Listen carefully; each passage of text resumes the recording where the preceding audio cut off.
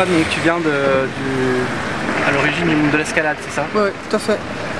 L'escalade libre dans les années 80, la naissance de ce mouvement où on se met à grimper avec son corps et non plus avec le matériel, où c'est plus le sommet qui est important, mais c'est la façon de cheminer qui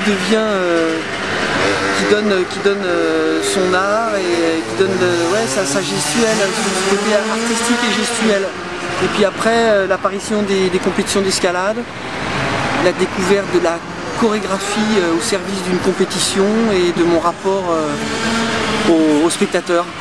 Voilà, tout ça fait que plus l'envie d'être peint, de venir dessiner, je me suis retrouvé à peindre avec mon corps sur l'architecture minérale. Toi Vincent, tu es concepteur sonore, c'est ça? Alors raconte-nous un petit peu ton parcours.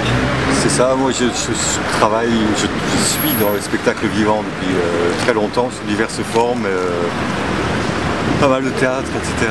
et de musique aussi.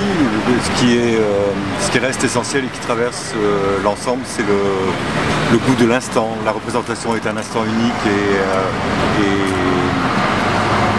voilà, irremplaçable, non reproductible. D'accord. Et ce caractère unique amène une force, la force extraordinaire du spectacle. C'est là-dessus que je travaille.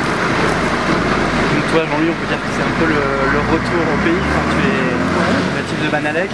Ouais, je suis musicien traditionnel ici dans les années 70. Je m'en échappe dans les années 80. Aujourd'hui, je me définis comme étant musicien populaire, c'est-à-dire avec toujours un lien avec des populations et un instant à vivre et à partager avec des populations.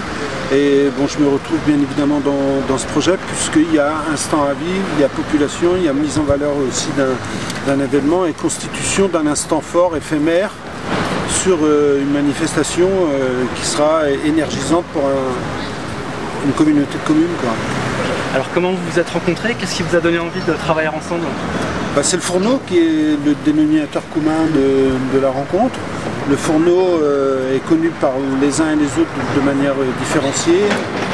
On y collabore, on y a eu des instants de travail à différentes périodes de notre vie et c'est à l'invitation du Fourneau que cette rencontre inédite se formule. Voilà. Alors produire un événement, un spectacle là au cœur, je dirais, de la cité, au centre-ville, près d'un lieu d'église. Vous expliquiez tout à l'heure que ça résonnait pour chacun d'entre vous. Peut-être Jean-Louis.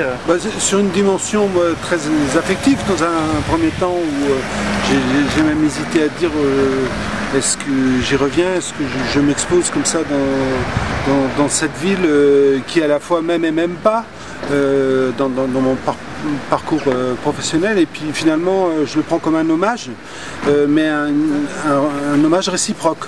C'est-à-dire que dans cette ville j'ai été extrêmement nourri par les hommes, par la culture, et encore une culture spécifique, une culture populaire, teintée de langue, de musique particulière de cette cité.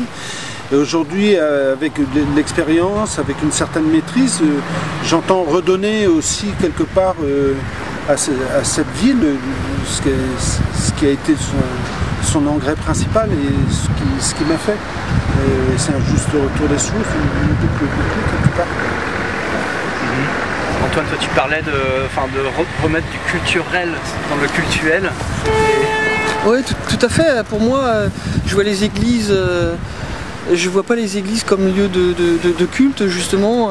Pour moi, c'est un bâtiment architectural qui est souvent placé au cœur de la ville, qui a une dimension très forte verticale, et donc qui a un point central de réunion, de rassemblement. Et on parle de religion, de relier, ben oui, là, c'est pas la religion, mais c'est un rassemblement poétique. Voilà, donc ça aussi, Voilà, c'est redonner une nouvelle, peut-être un nouveau regard et une nouvelle fonction, je dirais, à cette architecture, au moins sur sa façade extérieure, dans le sens où la façade intérieure reste un lieu cultuel, mais que sa façade extérieure prenne toute sa dimension culturelle et de réunion artistique. Toi Vincent, comment tu as travaillé pour faire le lien peut-être entre ces deux univers très différents? Moi j'aime bien travailler sur l'architecture en fait, le lieu. Et c'est pour ça que la diffusion sonore, qui est ma partie principale dans cette affaire, est multidirectionnelle. C'est-à-dire que le son ne vient pas spécifiquement d'un endroit précis, il n'est pas entre les deux oreilles de une hypothétique génération Y, il est dans la ville, c'est la ville elle-même qui prend la parole. En tout cas, ce mercredi soir, un moment peut-être historique, si on peut dire ça, pour la ville, ou un moment fort au moins. En tout cas pour nous, le moment est fort parce qu'il scelle une rencontre qui a lieu d'être, qui se renouvellera peut-être pas, mais qui va générer quelque chose d'éphémère, de fugace, et espérons-le qui va rester dans les mémoires. D'actualité, d'ici maintenant. Ouais. C'est un moment dans un lieu, un temps avec des humains et des artistes et des spectateurs qui vont devenir aussi acteurs.